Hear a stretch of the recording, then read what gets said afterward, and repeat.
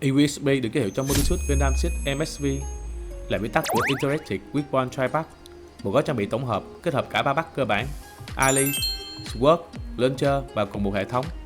Sở hữu hỏa lực và tính năng dụng cực kỳ ấn tượng, nhưng đổi lại, eUSB lại quá nặng và đòi hỏi kỹ năng điều khiển cao, nên trong mạch truyện chính đã được thay thế bởi Alia Child đơn giản và thực dụng hơn. Đó là theo cốt truyện của phim. Vậy khi bước sang phiên bản Battle Build, eUSB có thực sự đáng để xuống tiền hay không? Cùng mình tìm hiểu nha.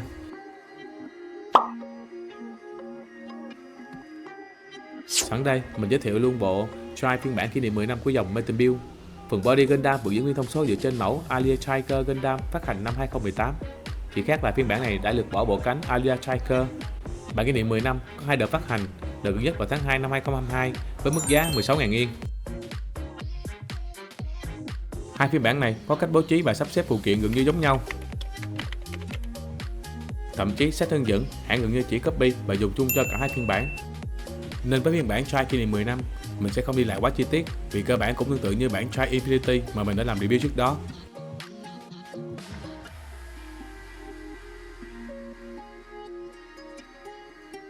Điều khác biệt giữa hai phiên bản nằm ở phần mặt trước, logo váy trước và giáp vai đều có sự thay đổi.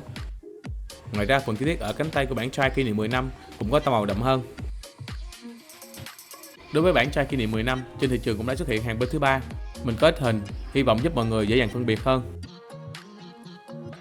Đây là tất cả những gì có bên trong bộ eUSB. Cũng như Auto Striker, eUSB cũng mới hoạt động ở chế độ bay độc lập như một máy bay hỗ trợ. Ngoài ra, còn có thể triển khai như một ủ pháo cố thủ trên mặt đất và đặc biệt có thể kết hợp cùng Auto để tạo ra một biến thể cực kỳ hoành tráng. Giờ mình sẽ tiến hành hoàn thiện chế độ máy bay của eUSB. Trước tiên, lắp cặp súng Railgun nòng 115mm vào vị trí hai bên. Tiếp đến là kiếm chống hạm được cất trong vỏ. Phần bao kiếm có khớp giúp điều chỉnh độ dài và được gắn cố định ở mặt đáy của eUSB.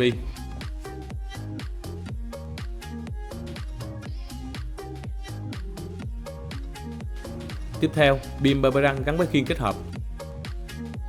Cuối cùng, gắn khiên kết hợp vào thân máy bay để hoàn thiện eUSB.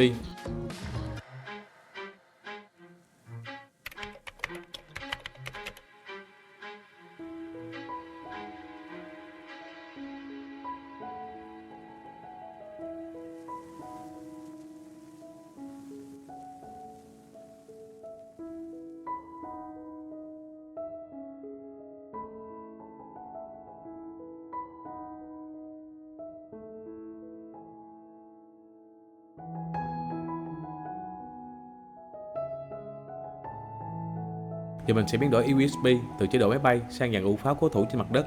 Đầu tiên, tháo phần khiên kết hợp ra, sau đó gạt phần chân khiên xoay 180 độ.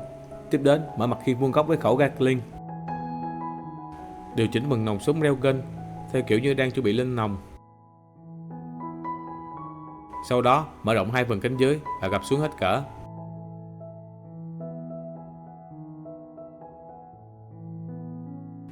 Lấy phần tay cầm ở đuôi máy bay để hoàn thiện tư thế vận hành. Và bước cuối cùng, gập phần cánh lại để tạo thành cấu trúc bao quanh, hoàn thiện dạng ụ pháo cố thủ. Sếp quên mất, phần súng Railgun còn có thể kéo dài thêm một đoạn.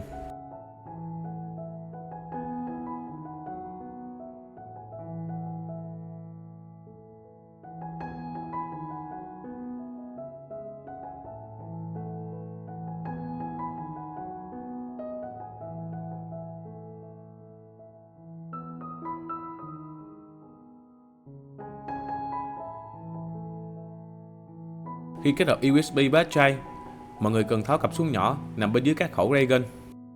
Tiếp đến, gắn hai bát đi kèm vào vị trí vừa tháo để che lại. Đưa phần khí kết hợp vào chốt phía sau thân máy bay và cố định lại. Ở gói trái bát này, phần chốt đã được tích hợp sẵn để dùng cho AJ nên sẽ không cần đến bộ chuyển đổi. Hai thanh kiếm có thể kết hợp với chuôi nối đi kèm để tạo thành một thanh kiếm dài.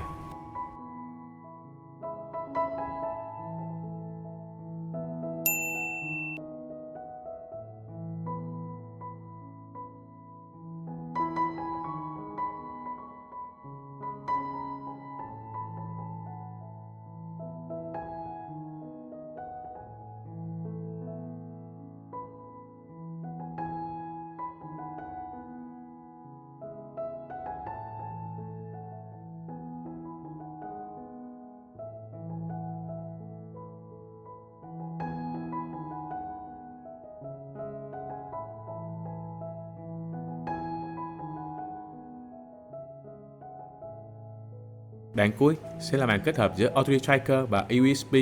Thiết kế cánh của USB cho phép gắn được cụm tên lửa của Auto Striker. Cũng như Alia Striker thì bộ USB vẫn được lắp từ phía sau.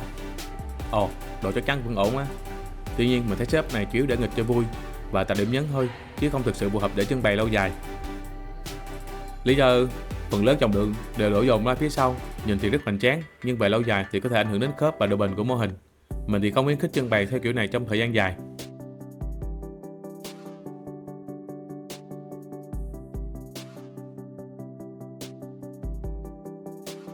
Tóm lại, để trả lời câu hỏi có đáng xuống tiền hay không thì theo mình vẫn đáng cân nhắc. Về giá thì các bộ option tryback thường có xu hướng giảm nhẹ so với giá pre-order, nên đây cũng là một yếu tố để mua. Điểm cộng là các gói tryback đều có thể dùng chung cho try lẫn x-tray, nên độ linh hoạt và giá trị sử dụng cao. Còn với bản try kỷ niệm 10 năm, mình nghĩ nếu bạn đang xem video này thì không nhất thiết phải mua, vì hiện đã có hàng bên thứ ba. Đồng thời Bandai cũng đang nhá hàng phiên bản try mới với giáp clear. Cảm ơn mọi người đã theo dõi. Hẹn gặp lại ở video sau, mình sẽ làm về x-tray.